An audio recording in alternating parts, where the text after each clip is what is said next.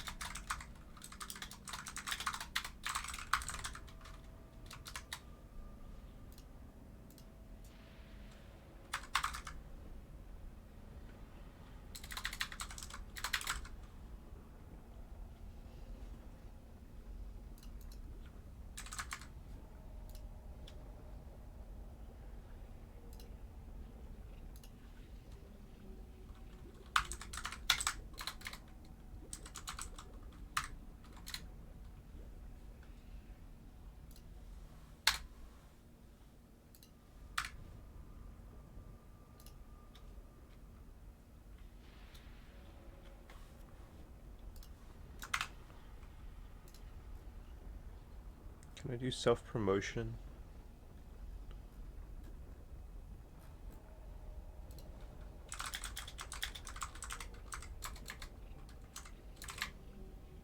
God, I don't know.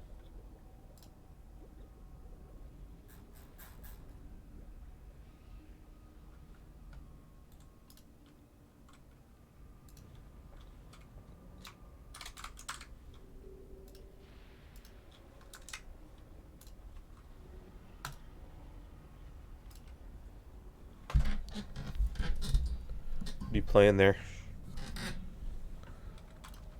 God of War. Ragnarok? No. The OG. Oh, like OG Like or? PS2. Oh, okay. I wanna.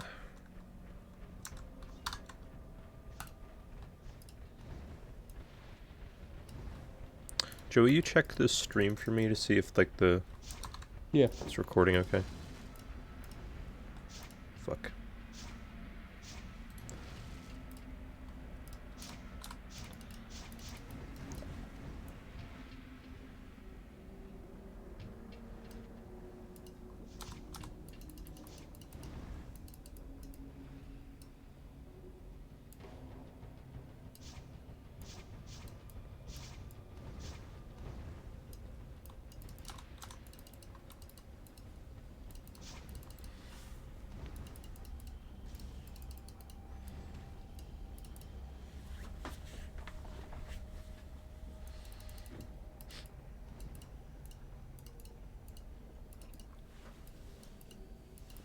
Am I going the right way? No, I'm going the completely wrong direction. How many stats? Oh, fuck. Fuck. I'll move this here for now. Let's see. I have 5. I gotta put it in vitality. Stream's beautiful. Thank you. You're beautiful.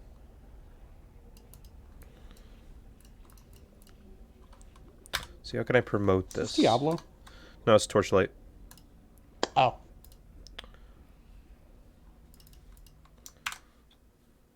Oh God, I hope I want to post this in the wrestling Discord, but I don't know where.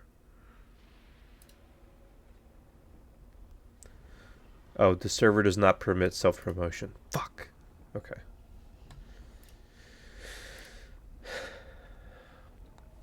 How do you promote your streams then?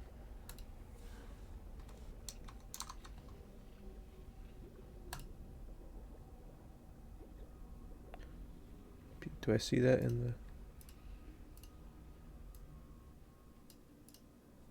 the... I don't see that in the Twitch thing.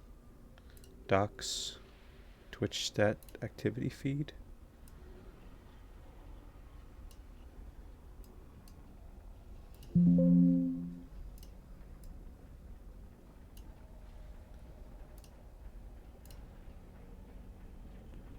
There it is. Welcome to the chat room. Hi, chat room.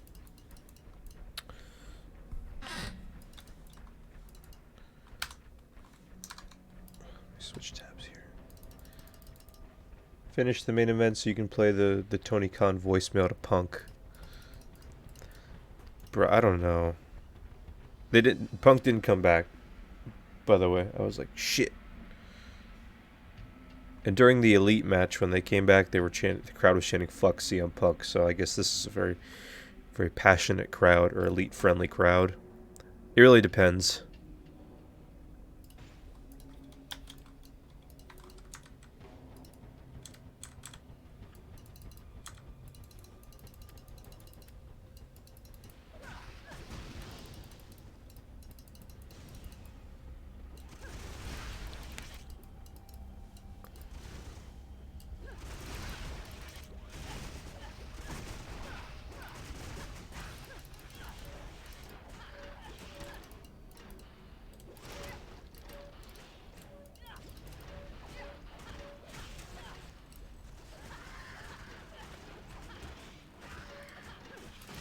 Yeah, I'm super into these ARPG hack and slash games.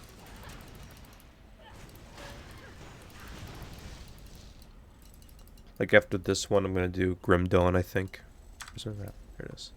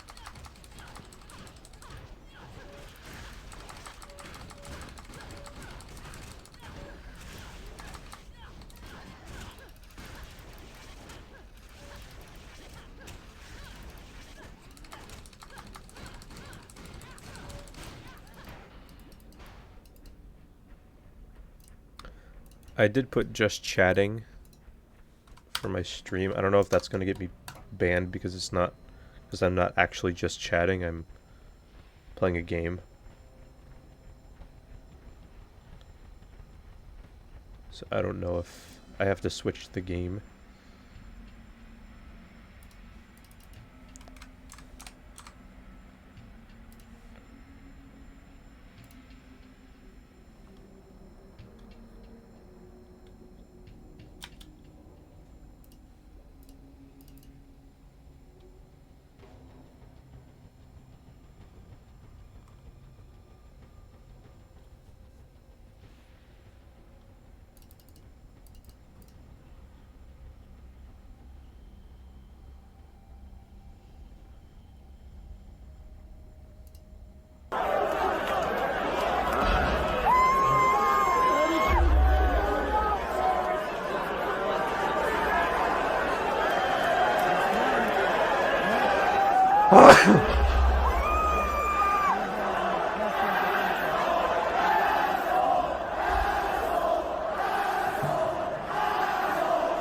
I don't get it. What was he doing? It's the fan. He doesn't want to leave. And we like the chairs for him.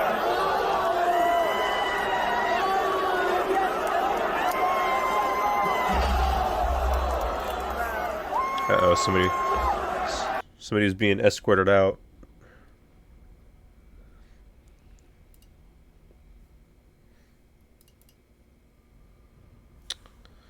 Have to add something here. See, add. How do I display capture? Left screen.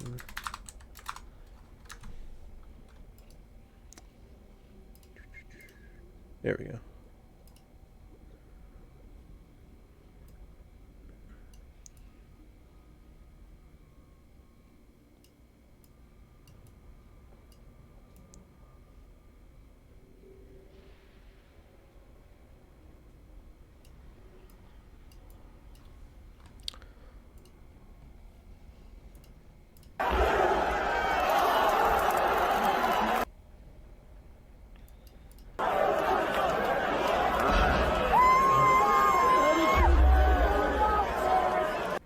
Joe, could you see on my stream another screen on the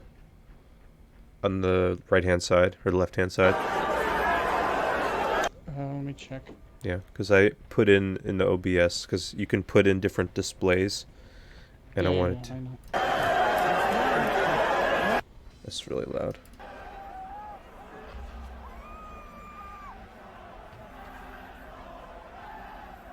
Yeah, you're good. Awesome. You can add shit like that, which is super cool. Let me disable it now,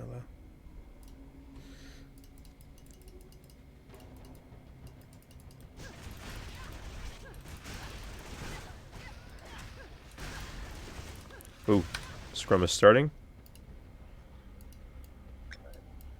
Corey Lee from the Wrestling Observer. How's it going, Tony? Great to see Here you. we go. A couple questions. Has there been a date announced for the Revolution pay-per-view as of right now, and where it's going to be? Well, You tell us, actually, Sony, when is it gonna be? Raph just walked me in. I think we're sharing more information about it. I think a lot of people may have guessed. There were some leaks, but as to that point, but at least before I leave tonight, I'll try to answer your question. Raph, I got asked about Revolution. We were a lot of people are pushing and asking about it.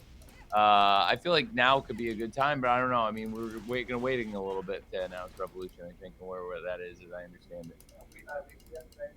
Oh my god, his audio is so shit. Holy crap, this is gonna be brutal.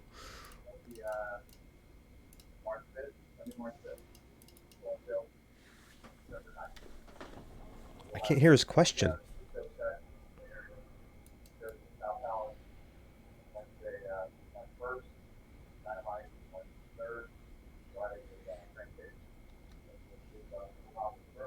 Yeah, I think it's good timing to come in and hit that point. And now that we're following up after Full Gear, but I think we've also got Dynamite and Rampage. We're trying to promote, let off with announcements about those being out on the West Coast, and then this is going to be great. I think Chase Center is a great venue for us, and should be a really, really great Revolution. It's the first time out there. I think a couple places had already reported it a while ago that it was, but it's nice to confirm it officially. Thanks, man.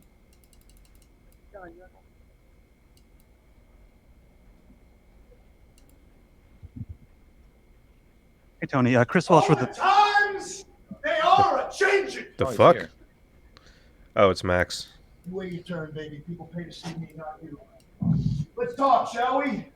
AEW is now destination television once again. The ship has been steered properly once again. This belt is now the most important belt in this entire sport. This guy's the And best it's in the thanks to world. three Holy letters. shit. And it's damn sure ain't AEW. I know for a motherfucking fact it ain't MOX. It's MJF. God damn you people are lucky, though, man. No offense. Moron bit on every single word I had to say this past couple of months, huh? I want to earn it. I want to fuck that. I deserve it because I'm the best wrestler in the fucking world. And every single one of you know it. I'm the microphone in the ring. Nobody can touch me. That's a fact. Nobody is on my level. And then, do you think you guys still believe me when I put over this motherfucker? That's what he said. Grow the fuck up. No offense. Grow up. God, his audio feed is terrible. Okay, yes. What's going on with you and Rico? You know, we're all really interested. What's going on? How'd that link up start? You told me huh? 70,000 fucking hardcore moms watching at home jerking off in their grandma's basement. Huh? In my velvet voice? You think I give a shit? No, if you want to know anything about the most important man in professional wrestling, you got to tune in to the MJF show. That's every Wednesday on TBS. You know damn well that's now Destination TV. Now, here we go. Shower. I'm going to get all the toxins, disgusting hepatitis A through Z off of me. And then in the morning, I'm going to do what nobody else on the roster does because I'm the only real fucking star here. I'm going to hop on a jet and I'm gonna go to my goddamn set. Anybody got any questions? Huh? Just kidding. Thank you. Fuck you. Bye. Champs fucking out, baby! That was fucking great. All right. We can continue the scrum now. Mandy, we were going to have some more questions and then bring in some of the other people from the pay-per-view. Tony's like, Hi, Tony. Hey, Brandon good to see you, Thurston. Brandon. perfect. Just WrestleMania. perfect. Can you tell us how this pay-per-view is selling?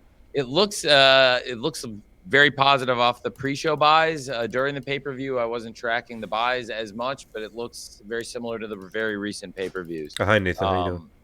They've been pretty stable lately in a good range. And Anybody have any it would be very questions? similar Just to kidding.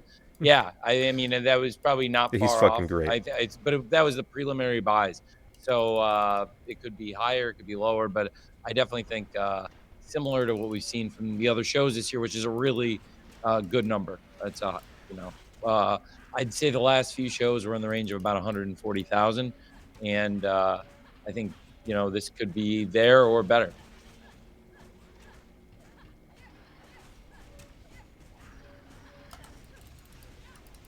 Hey, Tony. Mike Johnson, Hey, Mike. PW Insider. How are you? Oof. Mike I wanted to Johnson. ask you about the DDT guys being here. Obviously, Akiyama and Eddie, that was a cool emotional thing. You guys announced earlier today, Kanasuki is signed with AEW. Wanted to get your thoughts on that, and also when we might see Akiyama. The fuck happened to the guy's microphone? Well, it's a great question. I think there's some really great talents from DDT that, particularly could be involved. It was my audio. In the case of Takeshita, he's somebody who's actually on the AEW roster. Other people, we have visa reciprocity, where people from DDT are Anyways, allowed back to come Ryder. over. Fuck you. So Help a brother out. potentially you could see it pretty often. And with Takeshita and Akiyama, we saw last night on Rampage, they make a great tag team too. So, I'm definitely open to doing it in the future on TV or, again, like we did this weekend at a pay-per-view event.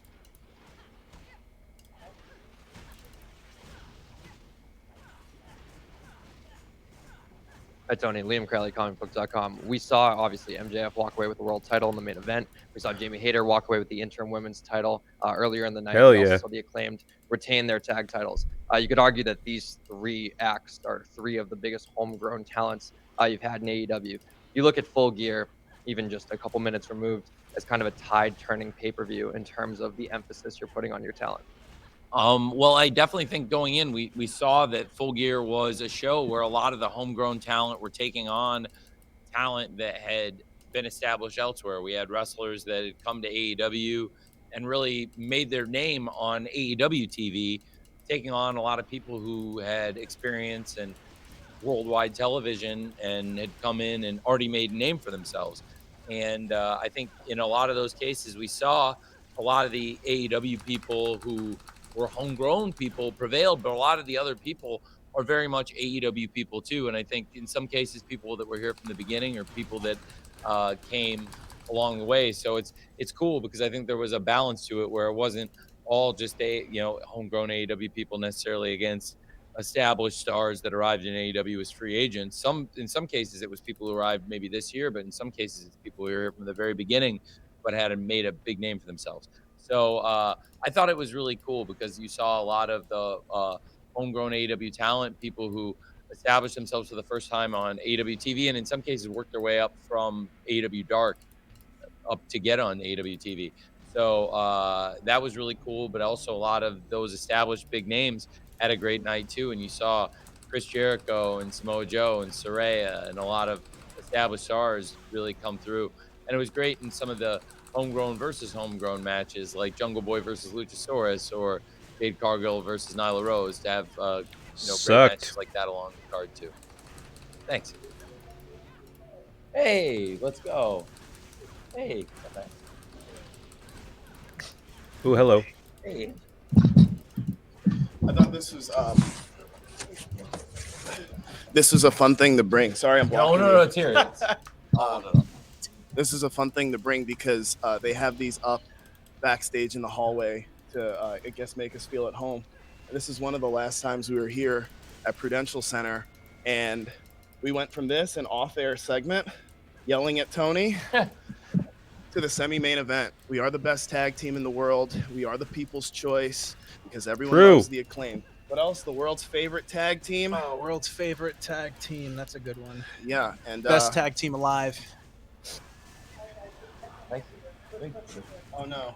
What up, yo? Josh Martinez of Z100 Hi, and Josh. iHeartRadio. What up? What up? You two gentlemen are from the area. Anthony, specifically you from the Jersey area. How much more special was tonight compared to all the other nights you guys have participated in the ring? I think any night's special in the ring, but I'm from 10 minutes away from here in Nutley, New Jersey. I had family. I had friends here. Oh, fuck, some Can't get any Nutley? better than that. Especially defending the title, taking home a win. Every moment that I get to have, especially with Max, is very, very, very special. And I know I had a lot of people from my Did town you just as say well. Sir Nutley? No, this wrestler's really from cool Nutley, thing New Jersey, which is when like you not get to too far win, from me. and you get to look up and you see your dad cheering, and you get to see Oh, your you like family. that name, huh? It's really special. Yeah, I love it. Nutley. Great. It's nice. Especially Nice place. Watching Max win Sure it is. the world title tonight. It was is. special. We're very close. Nutley. Some of you may know. Great place. Pat Buck, right there, the guy who trained me and Anthony and Max. To watch all that with that much of a connection, especially locally, Create a Pro in New Jersey and in New York, that's where we trained. That's what made us the best wrestlers alive. So it was beautiful to have that here. Beautiful to have it every week now, because we are the best wrestling school and the best talent is here in the Northeast. I think we proved that tonight, semi-main event and main event.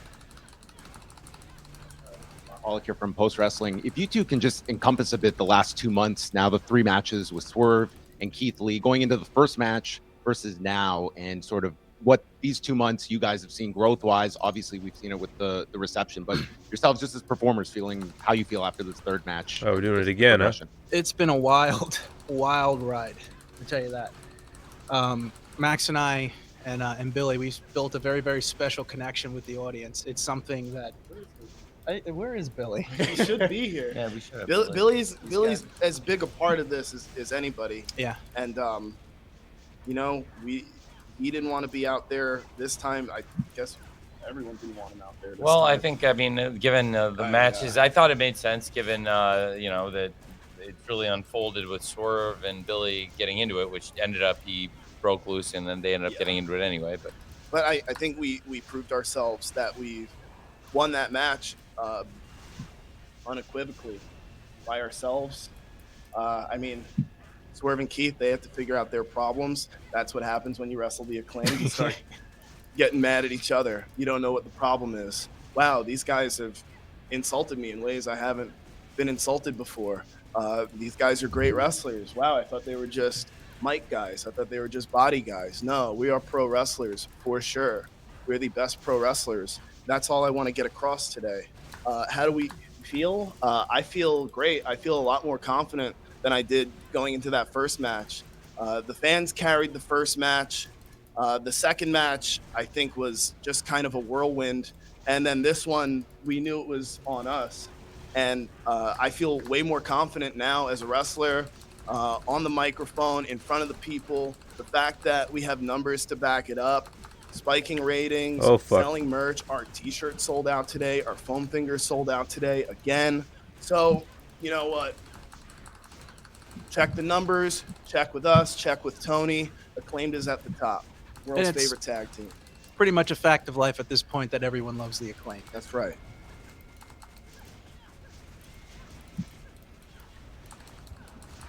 My turn. Will Washington, Fightful. So. What are you laughing at? This past week on Dynamite, you debuted a new track called Hand for a Hand. I just want to read you a lyric from that song. You said, quote, "Man, you got your family up in the dirt sheets. Fake stories talking about how esteemed you are." So just as a personal question, what's up? Only a snake would align with the meteor. This is why I'm up here and you're over there. I will not align with the media. And Swerve, great wrestler. Mogul, maybe not. But one thing that I don't do is plant stories in the media to say that I'm great. I don't have family in the media to say that I'm great. Me and Anthony, we got here by ourselves. We got here on hard work, and you know what? People love us because we're us, not because anybody says to love us. Sorry, you I didn't feel like answer the you're question. I'm sorry. Go planning ahead. stories and No, the media question was line. just, what's up? Uncharted territory Well, there. with you, yes, you're a media member. The United States media, not my favorite.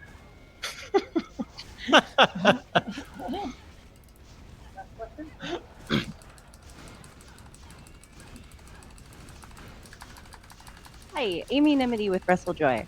So you had mentioned your merch numbers, you've got record sales. I looked out at the crowd tonight. There were foam fingers and t-shirts everywhere. You guys are undeniably one of the hottest tag teams in wrestling today. You The just hottest. dropped an awesome music video last week. Sorry, Will. So what's next? What do you have your eye on next as far as the tag team division? What do you have your eye on next as far as any of your other endeavors? For me, it's one goal and one goal only, and it's keeping these AEW tag team titles forever. We are the forever champs. We want to go out there every single week.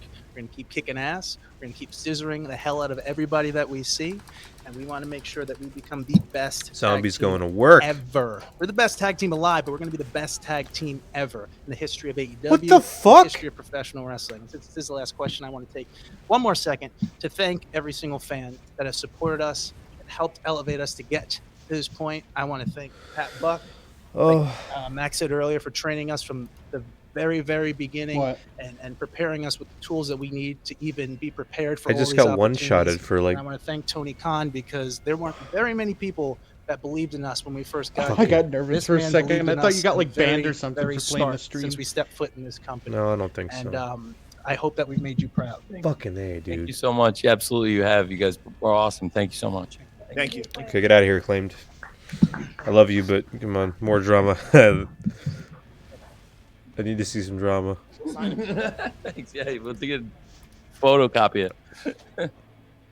Thank you. Sorry about that, Will.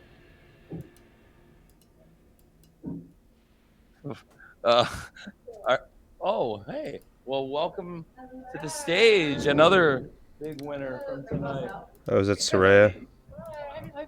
Okay. Appreciate it. I haven't done these yet. This So is I'm pretty welcome to the excited Scrum. get to- yeah, you're all very excited. I can see that. Yeah, very quiet. They're great. Yeah. Where's the gem saver guy? Soraya, Nick Hausman, Wrestling Inc. Oh, Thank you so fuck, much for the Nick. time. Thank you. Obviously, huge night for you. Yeah. Physically, how are you feeling after returning to action, and how often can we expect to see you wrestling going forward? Yeah, so I feel fantastic, and the wonderful thing about, I mean, Tony really takes care of us, like down to a T. He was like, "I'm not gonna let you get back in the ring until we were officially like 100% ready to go." And I was like, "I promise you, I got this. Like, I promise you." So we did MRIs, we did CT scans, we did X-rays, and my neck was just 100% ready to go. And I was shocked. I was like, "Well, I didn't realize it'd be 100%," but but we got there.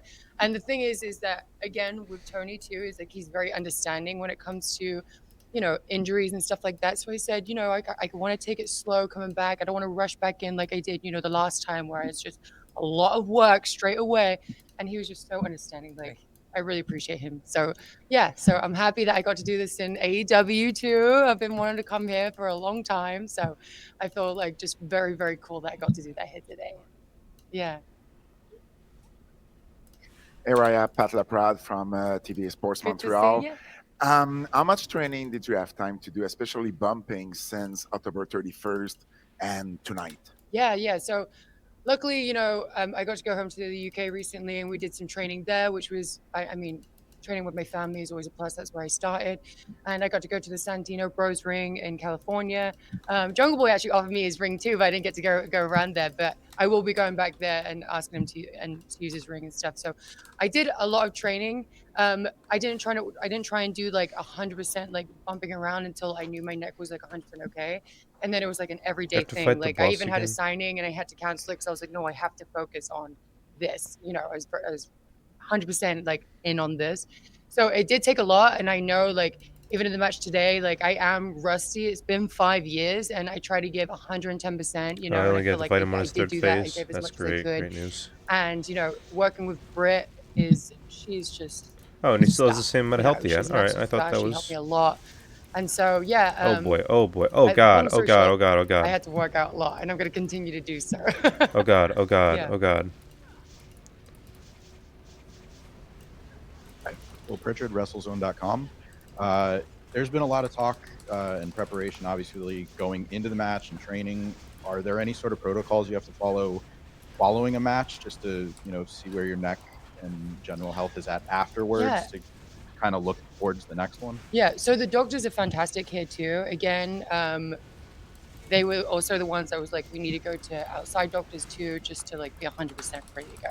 So before the match, they worked on my neck, they heated it, they put those pads on, those electric pad things, and then they Electric pads? doing all the pressure point stuff. And they said, we'll do this every single time that you're here, even when you're not wrestling, And then afterwards, they came up and checked on me to make sure I was okay.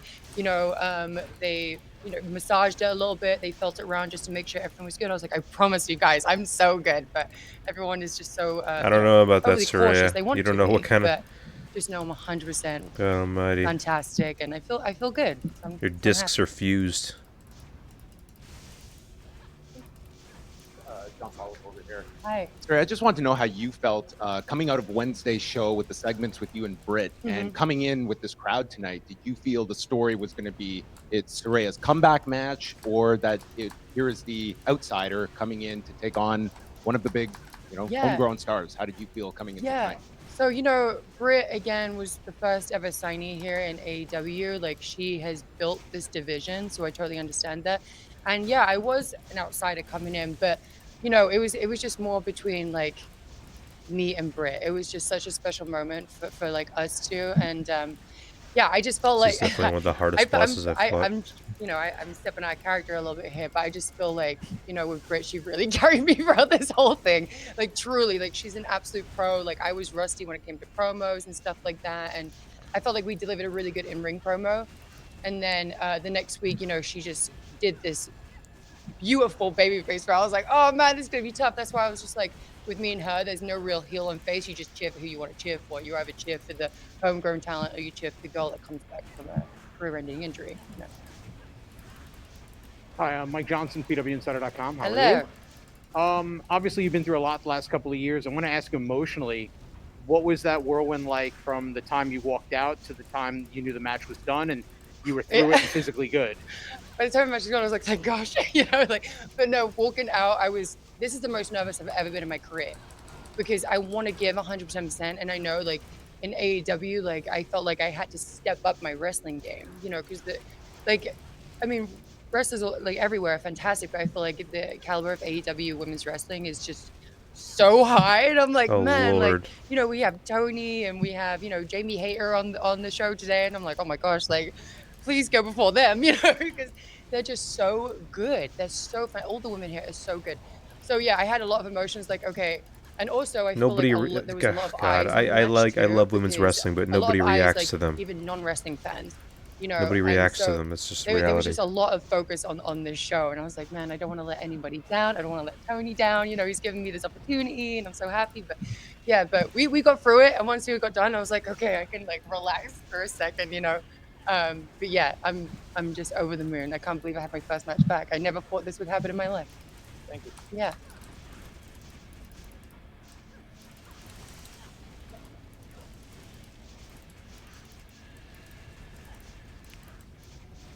You're fucked. We're a John Alba podcast team.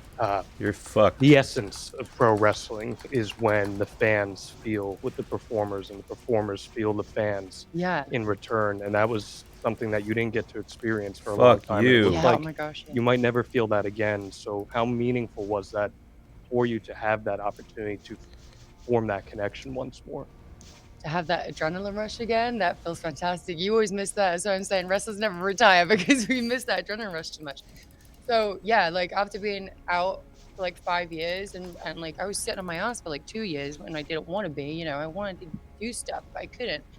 So, as soon as Tony gave me the call, he was just like, we're going to do this. And he got me so excited. And I was like, I haven't felt this way about wrestling in so long. Like I'm really excited to get like I'm really excited to come here, and we're just, all guns blazing was like fantastic. And then to actually like get the clearance and just being like, what the heck? Like, what is happening? Like, my dreams are coming true right now. This is fantastic. So it's definitely a whirlwind of emotion. I was extremely like anxious the whole day today, and like the last 3 weeks actually I've been like very, very anxious. I was nervous going into this promo in the ring, and I was like, I have to make up for the first promo I did because I feel like I didn't 100% deliver. So I had pressure with that one, but then also with the match too. So there was so many emotions, but I can come out of it just being like, I'm so happy with the way it turned out. I'm really pleased.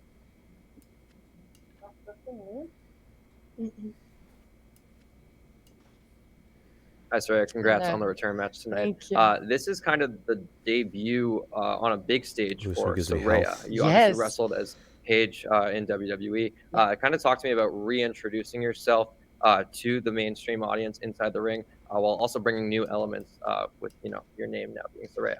It feels so good to be myself. Like that's so important, is that like when I'm here, I don't feel like a product. I feel like I feel like me, and like that's all I've wanted to feel like. And I like just having that freedom to be myself is so great. I know that I'll start getting more character stuff out there eventually, but right now I'm just like I'm excited to just be Soraya and just having my name out there. And I'm surprised when I debuted, so many people knew my name, because I thought like as soon as my name popped up on the Titantron, I was just like, no one's gonna know who the heck I am, But it was so receptive, and the crowd was just absolutely ballistic, and man, it just feels good. And then when I saw my name trending for the first time as Soraya, I was like so proud. I was like, oh my gosh, Soraya is trending. Yeah, it made me feel good. So thank you as well for letting me keep my name. Thank you. So thank you. Yeah.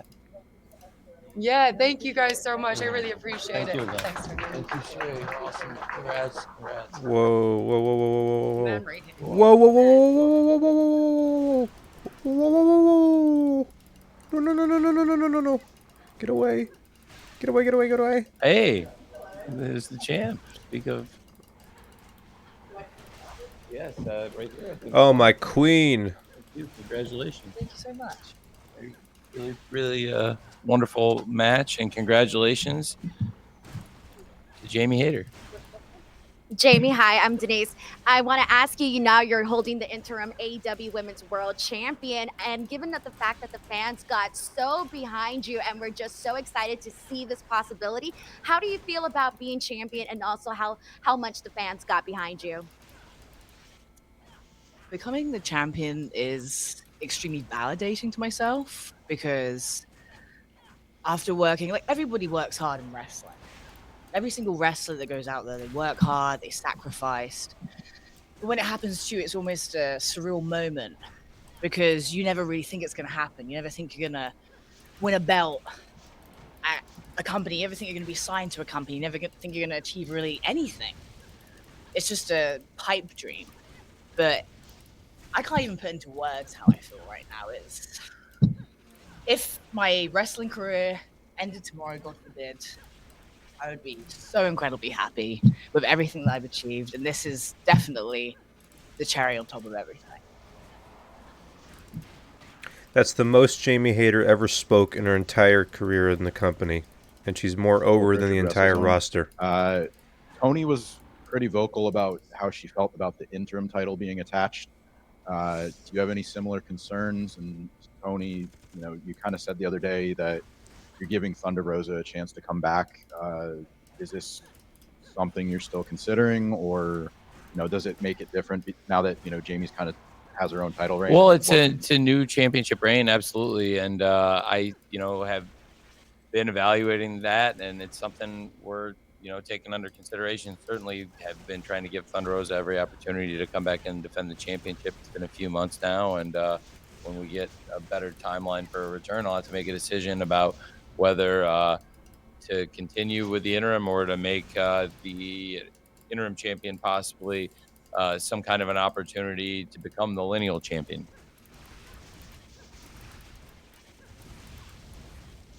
Thanks. Evening, Rich Fan, Pro Wrestling Torch. My colleague at the Torch, Cam Hawkins, interviewed Tony Storm this week, and they talked a lot about the trust that you all had as roommates. And Tony earlier talked about the trust with folks starting in dark, moving their way into main events, semi-main events, championship opportunities. Can you talk about the trust you've earned over the last few years here in AEW, and what does it mean now to sit here as the interim women's champion? The trust I've earned. Wow. It's kind of a hard one to answer, really, because I think it's just kind of, you're not thinking in your head like, wow, I'm earning all this trust and all this is happening. You just kind of go with the flow. Like, I've been here for just over a year now, and It's been more I'd than like that, to think that when I first came in, I'm completely different to how I am now in every single way.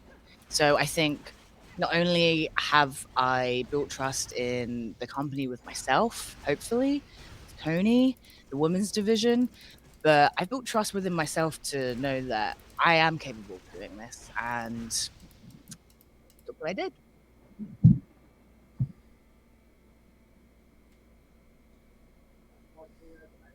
100. Everyone dreams of becoming a champion when they get into wrestling. Was this feeling exactly what you imagined? Is it different? If so, how different is it?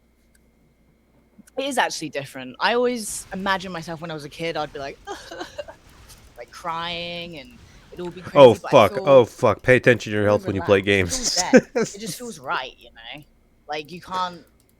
Joe, pay attention. Pay attention to your health. That's it. I thought I would be feeling all these crazy emotions, but I'm like, yeah. This game, your health just shoots down to like almost nothing. Nothing crazy, nothing over the top, no tears, no nothing. It's, like I said earlier, it's validating. So when you feel validated in something that you've worked very hard for, there's no better feeling than that. And it just really puts you at peace.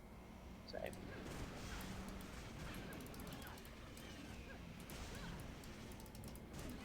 Hi, Jamie. Amy Nimini with WrestleJoy. First, congratulations on your win, and congratulations on a win with the crowd so fully and emphatically behind you. You had mentioned your evolution since when you first appeared in AEW. You are far different from how you were back then, and the strengths that you've shown and the talents that you've shown have impressed so many people. And now you are the interim women's world champion.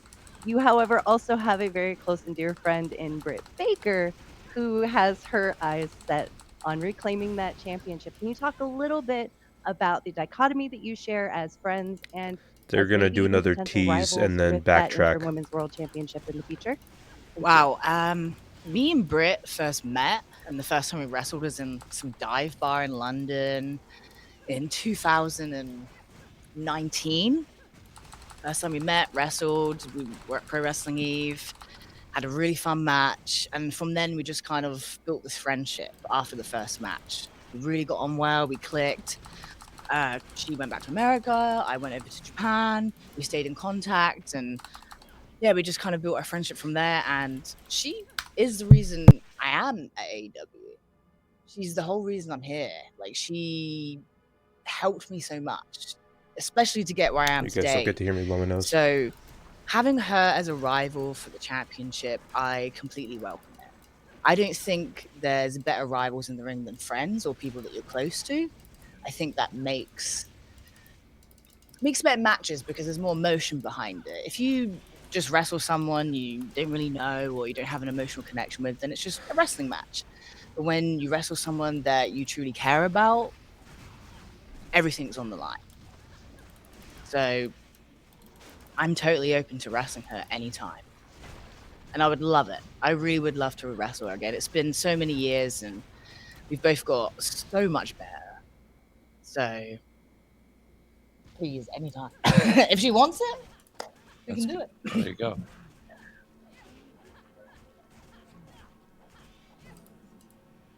Will Washington, Fightful. So one of the words I've used to describe your rise a lot has been ground swelling. And part of that has to do with the fact that you've had one of the most organic rises that the AEW women's division has ever seen.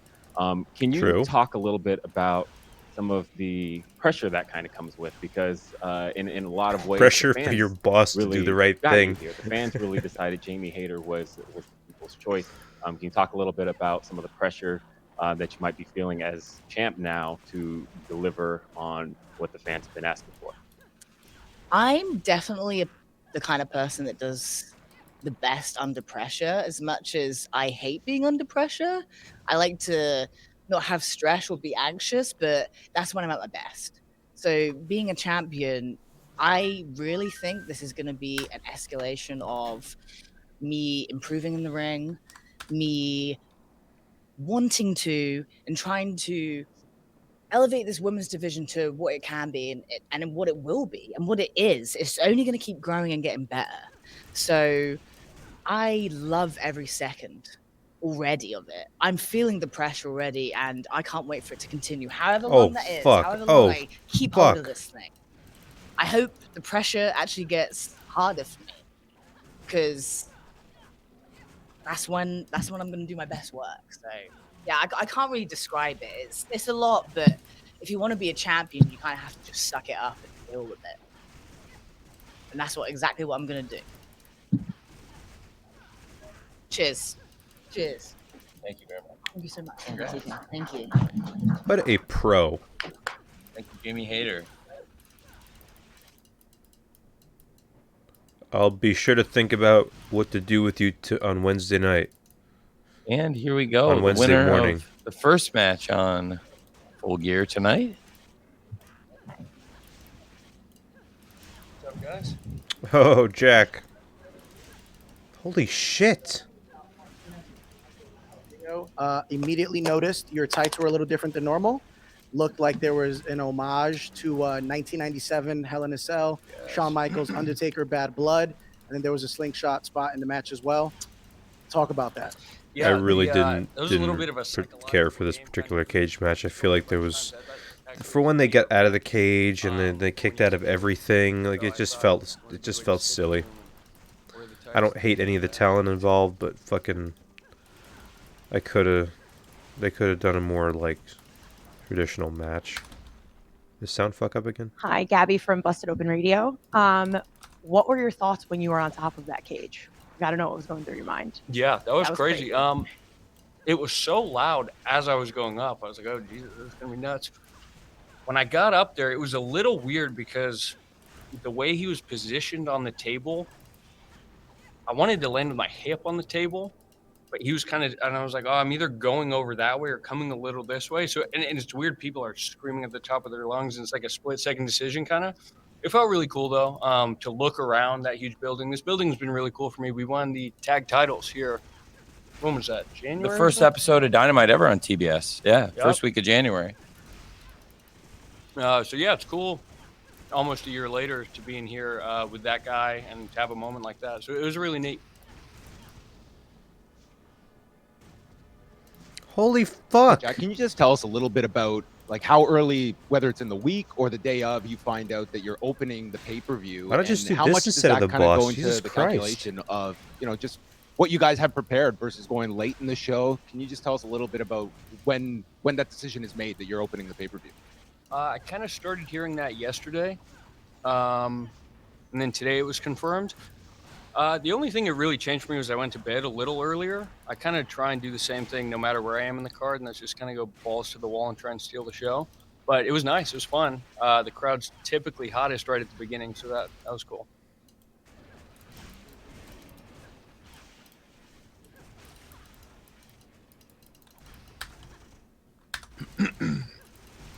Hey Jack, Liam Crowley, comicbooks.com. We spoke earlier this week, Yeah. and you talked about how you haven't had life in AEW without Luchasaurus, without Christian Cage. Two-part question. In this match, based on how the result ended up, do you feel like there's any sense of finality to your time with Christian and Luchasaurus? End and it. Secondly, have you thought about what AEW looks like completely on your own now? And it.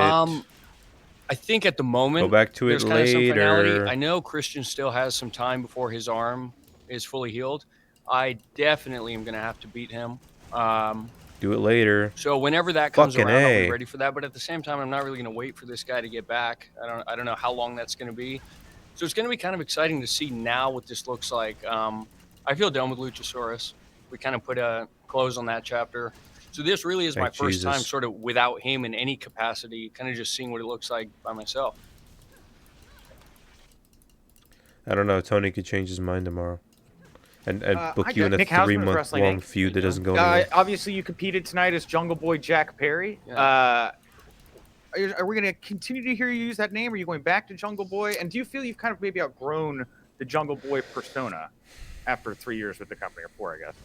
Yeah. I don't think I'm going back to just Jungle Boy. That originally, like when I was on the Indies, kind of came about as a way to not use my real name and sort of stay away from my personal life. And then Christian went and just like blew that out of the water.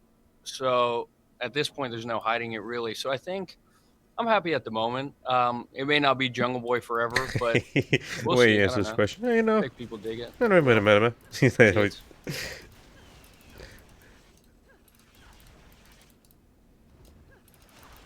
Corey Lee, Wrestling Observer. Question about Wrestling Observer. your history with Luchasaurus, with your training and everything like that. For you guys to actually be in a major match on a pay-per-view like this, and especially in a steel cage, how did that really make you feel in the sense of where you've come from, obviously, to where it ended up in this? Yeah. I mean, it's kind of bizarre. I was 10 years old, and my parents found a place for me to go train to be a wrestler, because up to that point, I just practiced all my wrestling on my sister. And they said, we'll support you if you want to do this, but you have to do it with other people who also want to do it. So they found this guy, Rick Drazen, who had a ring in his backyard, and there were classes. And I went to the kids' class, and I was better than all the kids there. And he said, I think you're good enough to be in the adult class. And I went to the adult class, and it's funny, Miro's in it as well, but there was Luchasaurus. I was better than him when I was 10, but it's kind of cool. I don't know. The world is so small, kind of in that way. Fuck. And we kind of separated and reunited on the independents, and then kind of got here like sort of at the same time, and then got put together. And it's just, I don't know, for this to happen, like so many kind of random events needed to happen, and they all did. And this happened. This was one of my favorite matches I've ever had. It's just really cool kind of to look back on that now and see how it all kind of took place.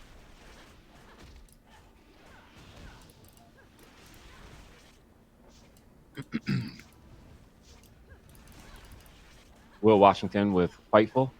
So one of the loudest reactions we heard tonight happened right about the time you were about an inch away from being at the top of the cage, and then the place just exploded. Can you talk about that feeling? We've had multiple guys have moments at the top of the cage in AEW's history with, I think, the 5 cage matches that have taken place. And I would say this section having is been there for a few depleting of all them, my that was one of potions, the dude. loudest I've heard. Can you talk about what was going through your mind when you were at the top of the cage right before you made that elbow drop dive onto Luchasaurus? Yeah, it was cool. When I set him up on the table, I just looked up there, and I knew everyone kind of knew what that would mean. And I felt everyone was wanting it. And I already heard them start going nuts. And then it was just like every kind of step I took, my hands was getting louder and louder. And I was like, just smiling, like, this is crazy. I haven't even done the thing yet, and they're going nuts. Then I get up there, and it's tall, and there's not really anything to stand on. So it's a little like, oh shit, but I'm trying to also take in the moment, kind of. And then I get to look at him. I go, dang, I actually have to jump on this guy now. Like, it's kind of done already. It was really cool. It was just cool to be able to stand up there and look around and just like feel that energy. So yeah, it was really cool. Feel that energy. He's talking super casually about being on top of the cage. Well, it's kind of nice. Good Bit of an scenery. extension on what Nick said about how you're going to be addressed going forward. I noticed that fans were chanting "Let's go, Jack," which were they? Yeah, I didn't hear that. That's cool. I thought it was really cool because when you first got here, you were introduced as Jungle Boy. 2 guys that really spoke up for you were Jim Ross and Chris Jericho, and said they see really big things for you in your future. You're sort of realizing that now, but what does it mean to you to have 2 guys like that speak up for you and sort of see that for you when you really hadn't been in front of a large audience at that point? Yeah, I mean, I think in the beginning, I really wasn't ready for that. I think Jim Ross was kind of the first one who ever put that out there, and I was like, oh, I mean, there's nothing I can say about it. Like, I'm not going to tell this guy not to. I was really thankful that, I mean, really to Tony, I guess, that I was allowed to go out on TV and just be called Jungle Boy, and that was it. Like, I was like, that's pretty cool that I can do that. I don't know. I mean, I think it kind of makes sense. Like as the characters progressed a little bit, like I used to pretend to eat bugs out of people's hair and stuff. Like I don't do that anymore. But I don't know. I'm happy with the progression of it. I think it still kind of fits. It's a little more like a nickname now. It's not like as literal. Oh as fuck. A Jungle Boy. But yeah, I'm happy with that. I'm happy with the way it's going, and who knows what it'll look like in the future. Yeah.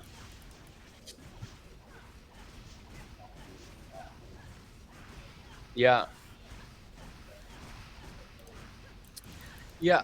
I mean, the first time I heard it, I was just watching the show back, and I didn't know he was doing that. I was like, oh, I guess that's it now. But I think he had the best interest in mind. Yeah, I don't know. I mean, I never really had a problem with it. It's not something I said myself, but it was also cool for me at that point. I just been saying, here's Jim Ross yelling my name over and over again. So that's like pretty neat. It's pretty neat. But yeah, now looking back at it, hats off to him. Thank you guys. Thanks, man. See ya, Jack.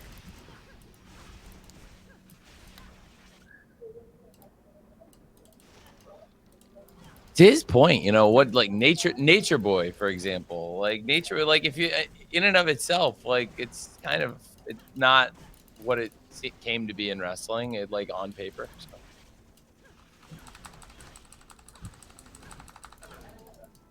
Yeah, that's cool. Hey Tony, Chris Welch with The Verge here. We don't cover wrestling a ton, but we do cover What's The streaming Verge? services. So I'm curious to hear your thoughts. That was a great show, top to bottom, but the way people watched it is the same way they've watched your big shows for the past several years. And it seems like the economy might be in for a downturn soon. It could be harder for people to pay $50 for a pay-per-view event. So, like, how do you feel about streaming right now? How much longer is the BR app like a viable path for your big shows? Do you want to be on HBO Max? And by the time people watch full year 2023, do you see changes? Well, it's an interesting question. I think that right now we've had a great year for pay-per-view buys, and after Full Gear, I think it's very safe to say and official that this will be the most pay-per-view buys we've ever had in a year. Now that's aided by the fact we added an event this year and with Forbidden Door in partnership with New Japan Pro Wrestling, and that's been a really successful debut. But so far, we've had a really strong year on pay-per-view, and I think by continuing to deliver great events, we've got a great tradition of people supporting really Revolution, Double or Nothing. Now Forbidden Door is 1 for 1. Jesus Christ. All Out and Full Gear. So it's, having that year-over-year This guy can success we've sell had, ice to an Eskimo. allows us to feel pretty good about the model we have going right now. But it's certainly always something that we're looking at for the future is, what is the future of delivering events, but certainly right now it's been really successful for us. Thanks. Hi, Tony. Rick Holmes, News 12. We spoke Here earlier again, this man. week. Right. We're talking a little bit about bringing up this Northeast tour coming to a close here at Prudential Center tonight. This building wasn't here 15 years ago. It has started to accumulate quite an AEW history here. The That's original true. Blood and Guts was going to be here before the pandemic. We had a world title change here tonight. When you think about Newark, New Jersey, you really don't think about a pro wrestling city. A lot of that was because we did not have a world-class building, which I think we do now. What are your thoughts as AEW makes its mark, and why do you keep coming back to Prudential Center? I know we've got the Arthur Ashe shows, but Prudential Center for the indoor arena seems to be the one of choice. So talk to us a little bit about that and the history that's forming here. Well, we've got a great fan base here around Newark, New Jersey, and this building in particular has been home to some great matches in AEW, title changes. Many of the titles have changed hands in the AEW either tonight or, like Jungle Boy was saying, they won the World Tag Team Championship here too, and we had the first Dynamite in the history of TBS here in the Prudential Center. So certainly a lot of big moments in AEW history have happened right here at Prudential Center. And like you said, I think it is a world-class venue. So by having something like that here, it's a perfect combination. You've got a really great fan base, a really great venue, and it has come together where we've been able to 135? really have great success with AEW promoting events here at the Prudential Center. So I think I'd like to continue coming here for sure. Thanks for asking. I really enjoyed the other interview we did, by the way. Thank you. Hi, Tony. Except for the Hi. questions I didn't Hi, like. Josh Nason, Josh. Wrestling Observer. Nice to meet you. I want to ask about two talents. How we many haven't seen Observer in a people are while. there? Andrade and Miro. A lot of people online ask about Miro. Can you give us a status on both guys if we're going to see him in AEW again? Well, I think when we launched AEW, one thing I said is I would, build a big roster, and we kind of would have it be where I wasn't really committing to everybody necessarily working every single week, or even possibly working people in and out of the cards. And I think that's still something I'm committed to. So there's people who aren't on every event, but I still would like to get involved. And you've seen people take some I sabbaticals, don't want to do absences, that. breaks from AEW for various reasons, come back and get very involved. And I think that's still, for both those Yeah, guys, Miro and potentially Andrade something are that we not could see for differing reasons. I think they're are not different. They're one both of those. apples and oranges in some ways, but I also think both of them are great, and I would like to get both of them involved in the future. Thanks for asking.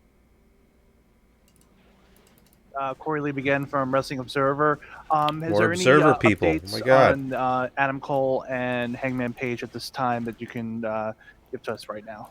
Well, I've been in contact with both of them. They're both doing very well. I think, again, they're different situations, but for both of them, I think I'm optimistic we'd get both of them back, but I can't say when either of them would be exactly.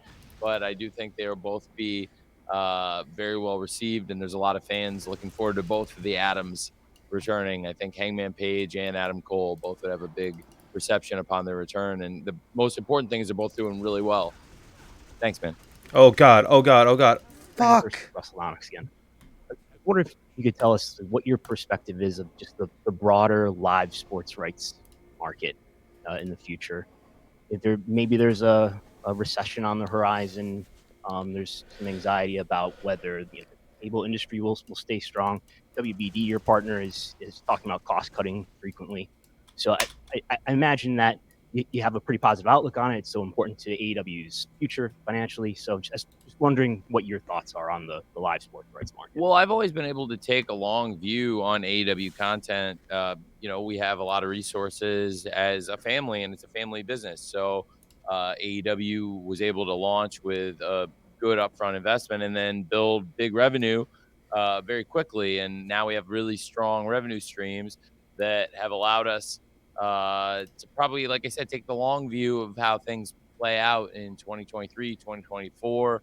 And I feel like the most important thing for AEW is that we have a really strong media partner with Warner Brothers Discovery, and that partnership has only gotten stronger as the merger happened. And Warner Brothers Discovery has given us more responsibility, more opportunities at Mhm.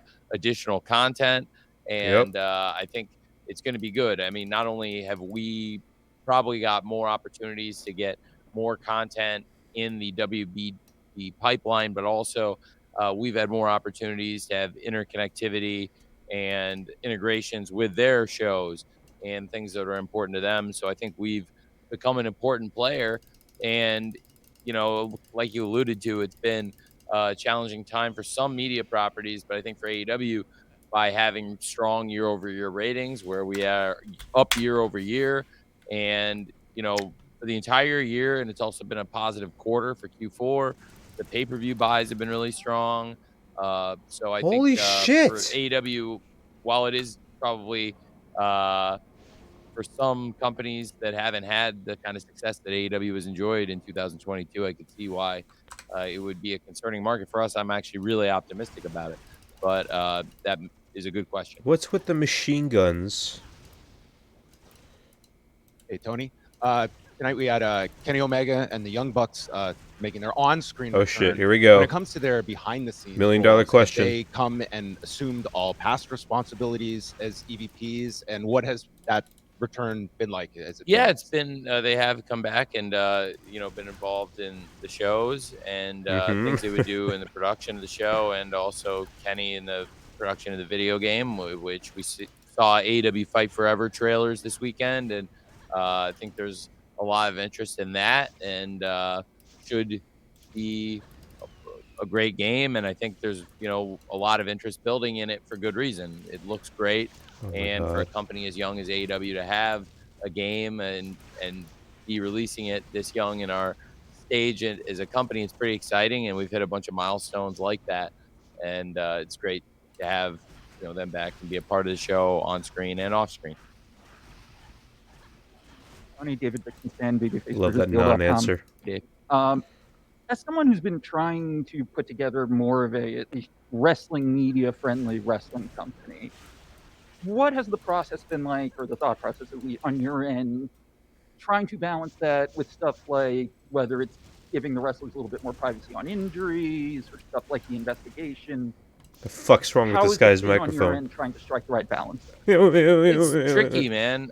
It's a subjective thing. It's a good question because I think the fans want that transparency, and to some extent, I do think we offer a lot of transparency into what AEW does. So then, for various reasons, whether it's the quality of the show, legal reasons, or anything in between, which I know those are completely different ends of the spectrum, but like I said, anything in between. It's a subjective call, it's gut thing, and I try to, give people good insight. I think the most important transparency is false advertising, and there is a lot of that in wrestling, and I really try to avoid it in AEW. Like, I don't really try to promote matches, like, or try and build up a big match if it's not going to happen, or if somebody's just going to run in and stop it from happening.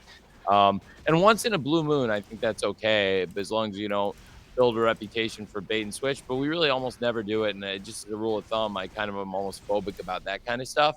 But there's all different kinds of transparency, but there's a variety of reasons why you do and don't say the things you do and don't say about what happens on and off screen. But it's a fair enough question. Thanks, Dave.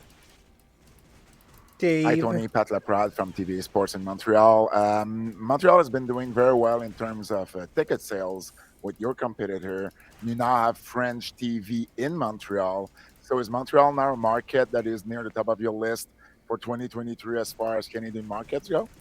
Montreal would be a great place to run AEW. It's definitely in consideration. I think Canada has got a great history of wrestling events. Montreal is a city with a great history of wrestling events, in particular, a lot of big gates in Montreal in the history of pro wrestling. And I think for AEW, like you said, we have the French commentary, we have great Canadian stars. I think now that we've been to Toronto and had a great experience and kind of gotten used to some of the things that it takes to run an international event from a logistics standpoint, moving the crew back and forth, I think it's definitely something that we would be interested in.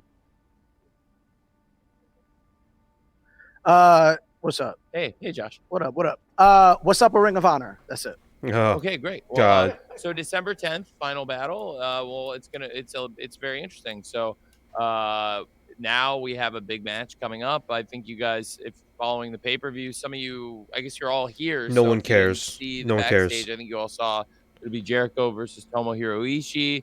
Jericho's had a great reign of defending against a bunch of people who've held titles in Ring of Honor, a lot of great wrestlers. And I thought he continued that tonight, defended against a couple of great former Ring of Honor champions in a great four-way match.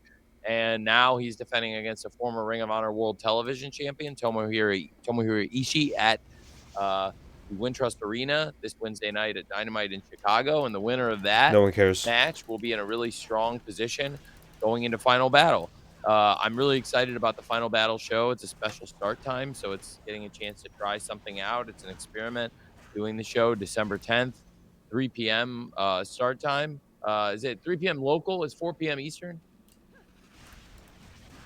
4 p.m. Eastern. We're in Dallas. That's right. 3 p.m. So yeah, that's we're in Eastern time now. So it'll be 4 p.m. Eastern, 3 p.m. local start time for anybody who's going to be at the show in Dallas. And the 0 hour will start at 3 p.m. Eastern, 2 p.m. Central. It'll be a little bit different, and there's good reasons I think to try it out, and it's a great opportunity, and I think it'll be a great event, and we'll see who wins this big match, Jericho versus Ishii on Dynamite. I think it's a big match, and Ishii had a title shot coming to him He said you know, title he shot. won that eliminator How to long is get this a fucking shot and wasn't section? able to Jesus. compete at Forbidden Door. So I thought it was very fitting. He comes in, and as a former Ring of Honor World TV champion, he's a perfect candidate to take advantage of these opportunities to come in and challenge in what is the Ring of Jericho.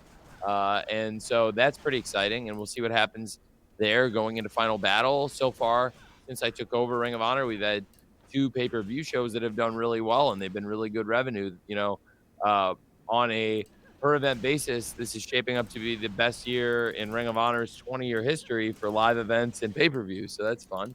And That's right fun. now, I believe with Final Battle, you know, we can follow up on what we did with Death Before Dishonor and Supercard of Honor, and have another really good buy rate and sell a lot of tickets outside of AEW without cannibalizing AEW, because I think we, you know, while we have had some of the matches on AEW, I think it's, you know, when you see matches like the one we had tonight with Chris Jericho, there were 10 matches on the pay-per-view. Only one of them was for a Ring of Honor Championship, and I thought it was one of the great matches on the show. And the video package highlighted why the lineage matters, and a lot of great champions were involved in the match. Jerry Lynn, one of the, you know, people backstage, a coach, a former Ring of Honor champion, and then the participants in the match, and a lot of other great names. And I would love to get a Ring of Honor TV show, a weekly show, and I'm still optimistic about doing that. But right now, we had to focus on Full Gear, our AEW shows, and now with AEW going into some really big events, heading into Chicago, Indianapolis, and then heading to Texas. Back to I thought Chicago. it was very fitting. While a lot of people that might potentially be involved could be in Texas, we'll have a Final Battle, and it's going to be a great show. Thanks.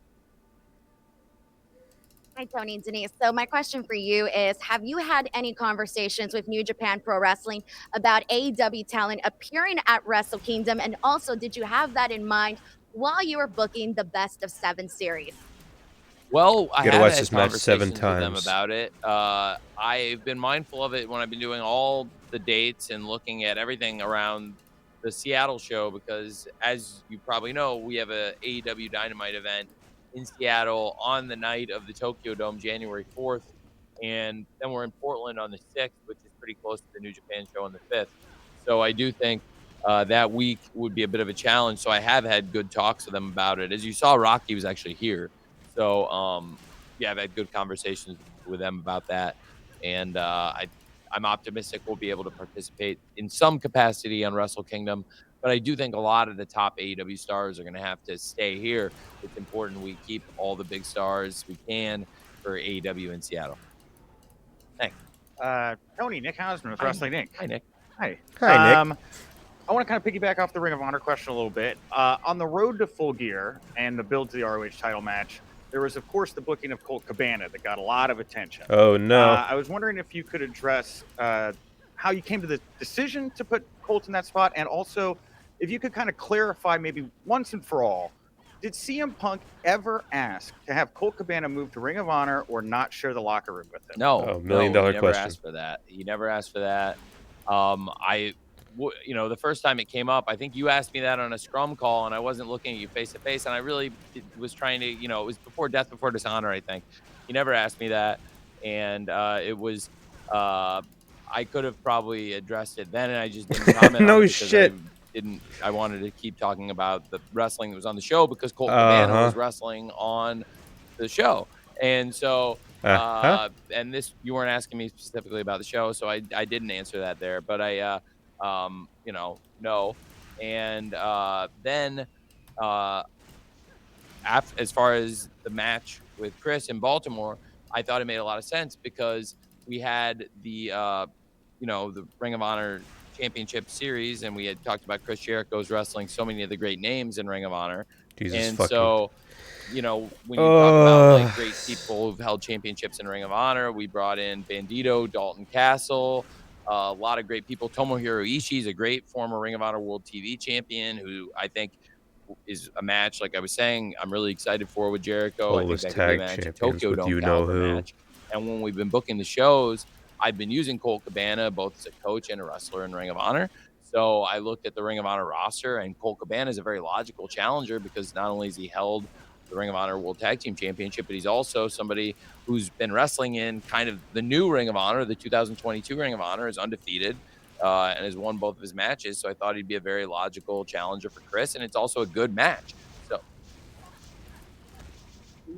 If there was him coming back with somehow aligned. yes, but he was wrestling in Ring of Honor, and then he wrestled for the Ring of Honor Championship. So if you look at the booking of it, and it's like he's 2-0 in Ring of Honor, and he's wrestling Chris Jericho, who is the Ring of Honor champion. Who and told like Punk Colt he was a Cabana has cancer won to at the both, locker room? Super Card of Honor and Death Before Dishonor, and that's what I've been using him in is Ring of Honor. Then he's a former Ring of Honor champion. He's a really logical person to challenge Chris. Plus, he's a very compelling babyface and somebody the crowd gets behind. He's a really good wrestler, and so I thought it'd be a really good match, and I think it was a really good match. Thanks. Hi, Tony. Liam Crowley, comicbooks.com. I want to talk again about the Elite's return. They come out to Wayward Son.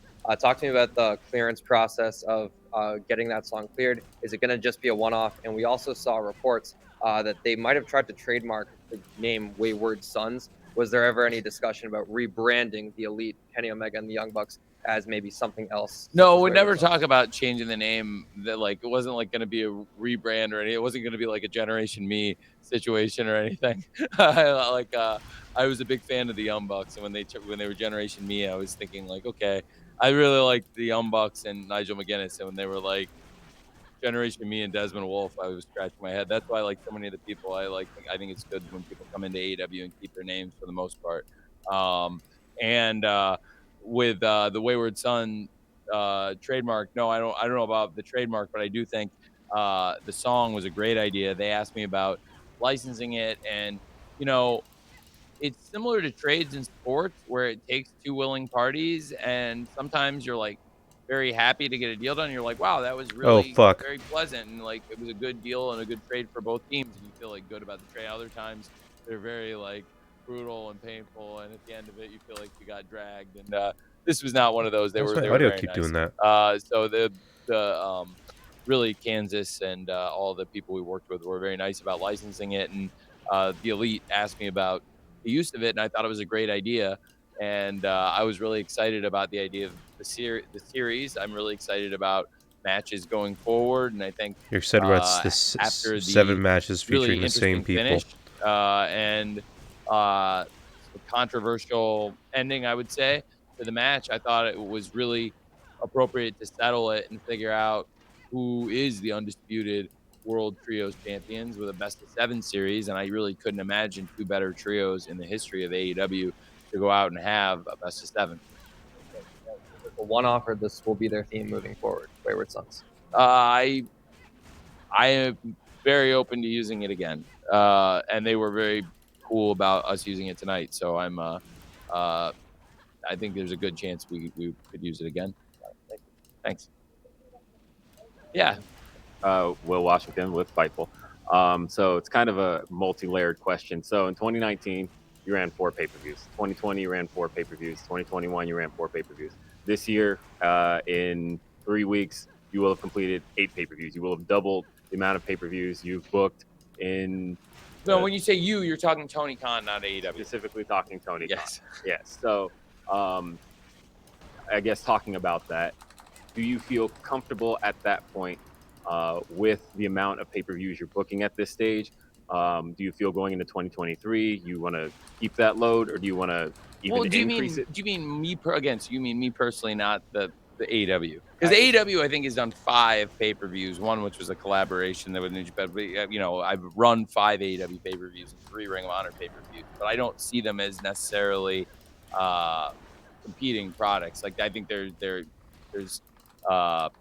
synergies with them, and even though I am my working Lord. on 8 pay-per-view shows, if you're asking me about my own personal capacity, I could talk. But as far as like AEW, I think 5 is a really good number, and I think what we've done with Ring of Honor so far with the 3 has been really nice. I mean, I know we're talking semantics here, but really, at the moment, they're kind of one and the same product, and that it's all existing on Dynamite, it's all existing on Rampage. Some is existing on. I mean, to be fair, It's a great point, loaded and- with Ring and of to Honor. really Don't take it to fucking. the next level. I think it's also fair to point out that there's been defenses on Elevation and Dark, Dark and Elevation, where is it working? I don't know. Do you have a follow up, or is there any more? Oh. No, you want to keep it. Okay. Okay, so because no, it's a great point. So because also there have been defenses on Dark and Elevation.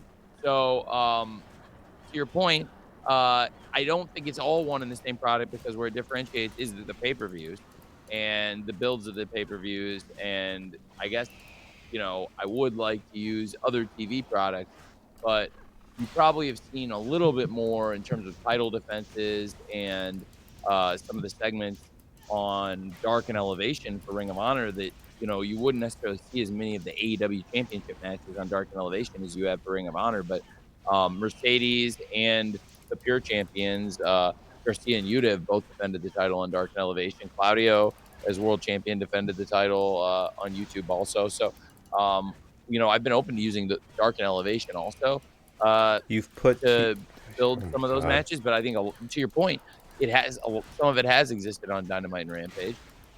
Yeah. I think it would be great, and I'm optimistic about trying to get Ring of Honor weekly TV going. But really, like I said, the focus was really November 19th today, Full Gear, and then going into Final Battle on December 10th. I think it's a really good number for the two companies, but I think it's good to distinguish the two because I think there's people that are big AEW fans that watch the TV, and clearly I think there's some people we've gotten interested in Ring of Honor that weren't buying the Ring of Honor shows before. But I don't think we've done it in a way where if you're an AEW fan, you don't have to buy the Ring of Honor shows, if that makes sense. It's not like I'm saying I'm trying to find. I really I value the question, but I'm also tried to create a product where a lot of the AEW centric storylines are separate from the Ring of Honor storylines, if that makes sense. Like for example, Oh fuck. most of what's happened on AEW TV has been focused around the major championships in Ring of Honor, and I think we've built a lot of interest, in particular around the Ring of Honor World Championship. Chris Jericho. Samoa Joe, for example, tonight, the Ring of Honor World TV Champion, he was competing for the TNT There's Championship. too many Now it's belts on the interesting because goddamn show. they are, to your It point, cheapens one the and the idea same. of a Now belt. that is That's the key creating issue. a little bit more uh, synergy between the two shows, having one person have both the belts. So I think that 8 is a good number, but I also think it's important to distinguish because we're not doing 8 pay-per-views. Like AEW's doing 5 and Ring of Honor is doing 3. And I still see them as separate properties, even though there's Nobody been else thinks that. matches between the two. For example, New Japan Pro Wrestling, there's been matches involving a lot of the New Japan wrestlers and even New Japan championships on AEW, and not even exclusively around Forbidden Door. We've done it at other times too, as you know. So I think it's more about companies working together. So I know it's a little bit different with Ring of Honor than it is with New Japan, but I see them as outside of the two biggest promotions in the world, which I think are AEW and WWE. I think there's also two really big promotions with Why do these New people Japan Pro have so Wrestling and Ring much of Honor that we difficulty partner with. We've had vocalizing championship matches WWE? from Lucha Libre, And anybody who AAA, works and there, other companies. like, say it with me, So, WWE. But to your bigger question, I You have to really always have like to the take 8. like a the way they breath play. or a pause. It's like, fucking say it.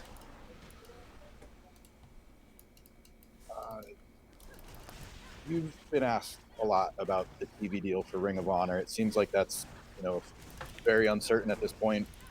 Have you given any consideration to maybe, giving them a YouTube show or maybe doing like one of the Universal tapings instead of Dark? I mean, there are things that are just to give them, more of a consistent presence instead of balancing it Instead on of Dynamite fucking and, shoving them the on other 3 an shows. existing I've definitely show. considered a lot of options, but I think it would be hasty when there are other options out there to jump into something because it's a pretty valuable property. And even for example, the pay-per-views. To who?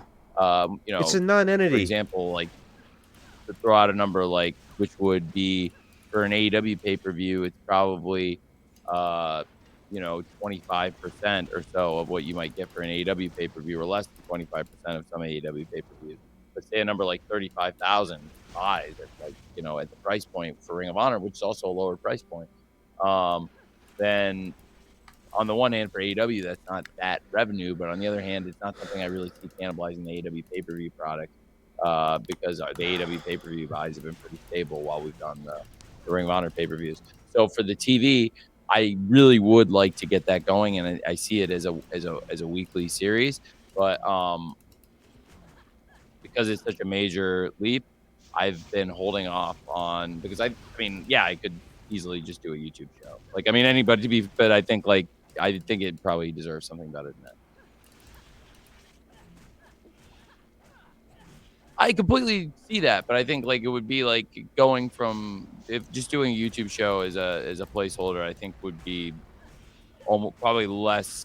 It would be a trade off because in some ways it would be beneficial by not having some matches that could take away from other matches that would feature some people in AEW. But I also think a lot of the people from Ring of Honor that we featured, like the champions, happen to be some of the biggest names in AEW, like Chris Jericho, Samoa Joe, FTR. So when those people have wrestled in matches, whether it was FTR, around Jesus Forbidden Door with the Christ. Ring of Honor Tag Team Championships, or Chris Jericho doing the Ring of Jericho, or Samoa Joe defending the TV title. Mercedes is just getting back healthy. So I think at times those have been good to the show, but I also like try to keep a balance where it's not the whole show.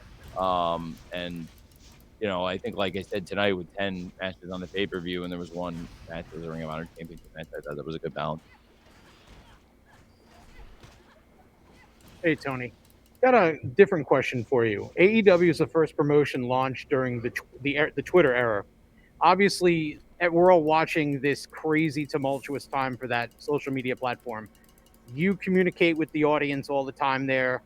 Konosuke's signing was announced today. AEW has built a huge Twitter following. You got over 1 million followers across the different platforms and accounts there.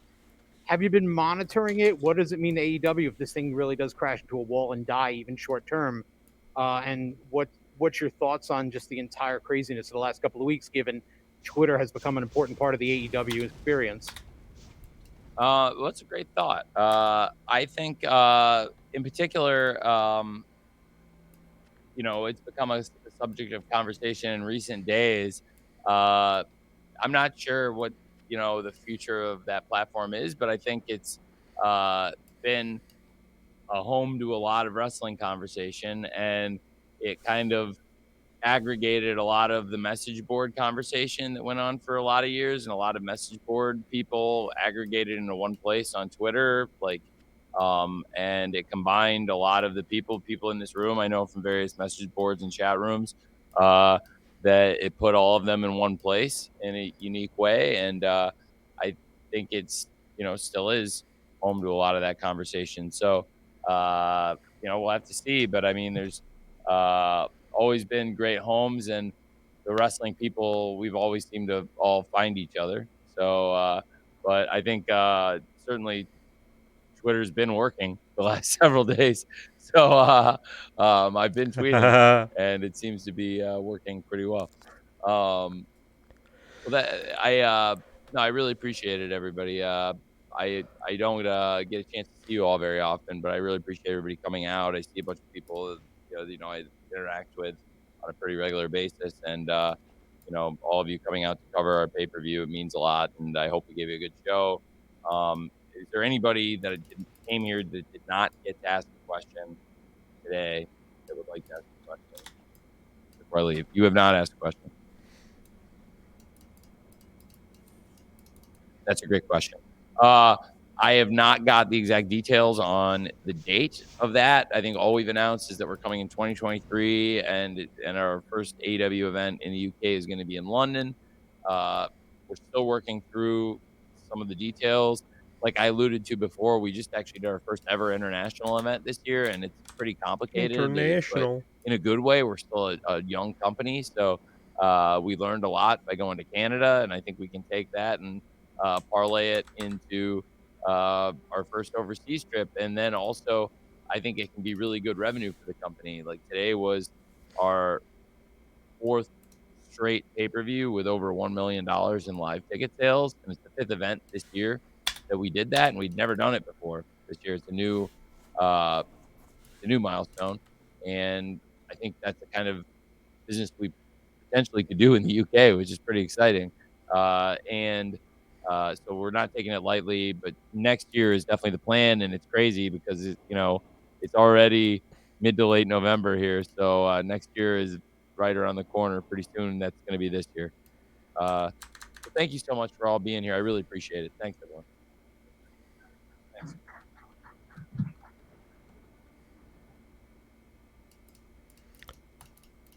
Thank you. Fuck you. Bye.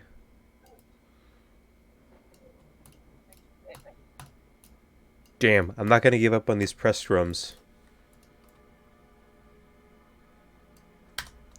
That's a wrap. Alright, thanks for watching, everybody. Whoever tuned in. I'll put the VOD of this up. Take care.